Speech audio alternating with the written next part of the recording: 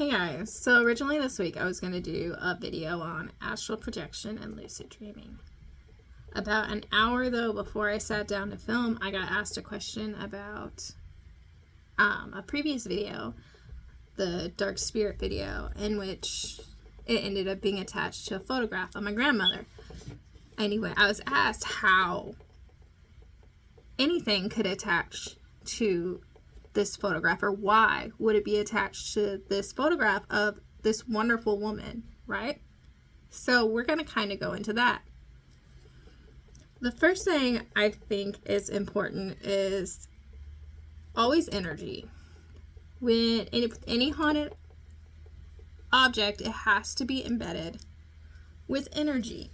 And it seems like, again, these are all theories. I know nothing, we know nothing, so take it as you will. But in many culture, you'll notice like dolls, especially Amish is the one I'm thinking of, but there's others where they keep it faceless. They say it's for vanity, but I've noticed a lot of spirit attachments will come to things with faces because it's personable. It reminds us of us. So it can, especially like when you think about dolls or something, you give them names, you give them personality, and in a lot of those cases, you get a like tulpa situation where you create it, especially dolls with children. Now that's not always the case, and that's kind of the point. I'm gonna step away from tulpas and us creating it and go into more of the attachment. So energy, you're pouring emotions, your own energy into it. With the photograph, how was this photograph of this amazing woman associated with this dark entity? And I think I have to give a little backstory. My grandmother passed away from lung cancer less than a month before I was born, and her photograph had always been put up. As I said, my birth announcement and stuff were in there, along with her death announcement. So I think a possibility, again, theories, is kind of the sadness people would feel in the beginning looking at that. The depression, you know. If you've ever had anxiety or something, like you can feel the energy coming off you in waves and that. And I think at the beginning of grief, there is a lot of that just pouring out of you. Not because you want to, just because it's almost like a purging, because the heaviness inside you is settling in. So it's possible that that energy got embedded into that photograph when it was looked at, and this sadness and came over this grief. And as I have said, these lower energy entities feed on that. So it might have seen it as this is a buffet, you know, this is the good life, you know, people are just automatically looking and giving me this. Another thing is I wear my evil eye necklace because whether we want to, turn around. Okay, whether we want to admit it or not to ourselves, we have immense power just in our words and our energy. So if someone out there is looking at you with this side eye, or, you know, thinking, oh, I wish this would happen to him or something, you're putting that energy to them, you know.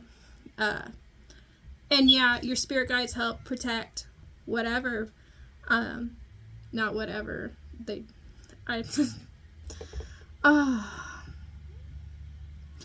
thing about having voices in your head by guides and opening up to them is they think they can say whatever they want whenever they want. And if you don't say the right thing, they're going to say it even when you're in the middle of a video.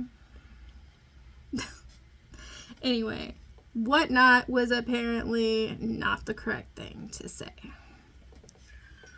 not restarting this video over. I've tried to restart it. Like, we're just going to roll with it. Hopefully, some people can keep it to themselves. There's a fine line between psychic and psychosis, and I just dance it.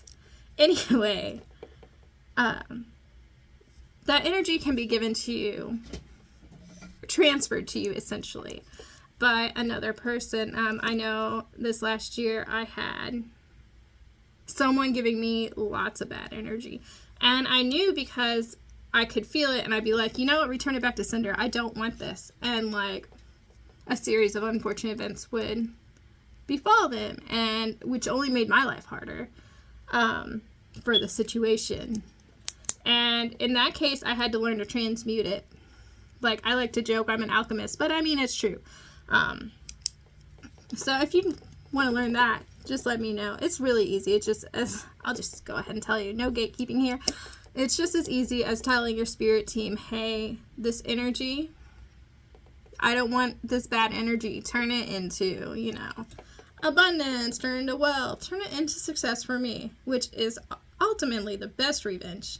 But anyway, off topic, back at hand, haunted photographs. So when they send that energy, especially to, like I said, a photograph, I had this great aunt who was a big, oh gosh, I hope I don't accidentally bring her in here by talking about her.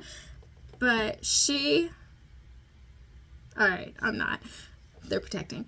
Anyway, she would be the kind to stare at a photograph and have that jealousy, that envy, and be directing it. So that could have created the connection, that feeling of darkness, of jealousy that an entity would want to feed on, to grow on, you know? So that's two ways. And that's just particularly for this photograph. Any object that you put a lot of time and energy to, like, I know as a mom, I give my kids stuffed animals jobs, or at least I did when they were real little. They do it themselves pretty much, but you just say to this object, you know, you're a protector. You're going to protect them. And you embed it with that energy of protection. Lucky objects. They don't just become lucky. You have to say you are a lucky object and believe it and pour that energy of belief into the lucky object. So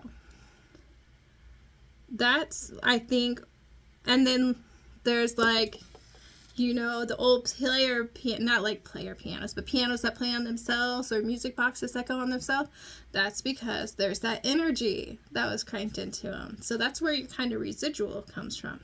Now, another more sinister way that, and it kind of goes back to the faces thing, that it could have affected this particular photograph, is they could have known, this particular lower frequency entity could have known this was a very cherished and loving woman.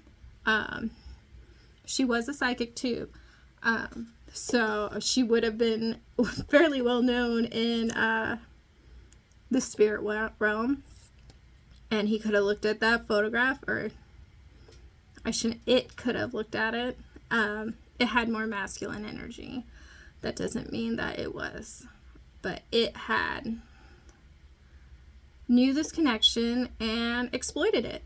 It saw it as an opportunity, like, I can get in this photograph that already has this energy of sadness attached to it, and no one would find me. And we didn't for 16 years, you know? It wasn't found because even I, that night, looked. My ex-boyfriend was like, where's this coming from? I looked directly at that photograph and I was like, there's no way it's my grandmother. So that could have been another. It could have been a protection. I think it's really, especially there's this like famous comedian, and I made a little video about it, who just inherited guardianship of a very haunted doll, and everyone's pretty up in arms about it from what I've seen. But there's rules. You can only let these things have as much power as you give, and that goes with people. The only power that can be given or taken away is what you allow. So I think that's the takeaway, maybe. I wish my videos weren't always so chaotic, but I'm just too lazy to edit. Maybe it's not that I'm lazy, I just don't have the skills. Anyway, so those are ways that photographs can, not just photographs, objects can become haunted or get attachments. And my example is just of a lower frequency based off the video and my experiences and the question posed to me. But you can embed objects with positive energy, or it can go like, I'm sure you can think of like some place where there's just an object and it feels so good and great, and like your favorite teddy bear or a favorite pillow that brings comfort. Those are also haunted objects. They have that energy. Anyway, I think that's the end of this video. You guys have a great day and much love.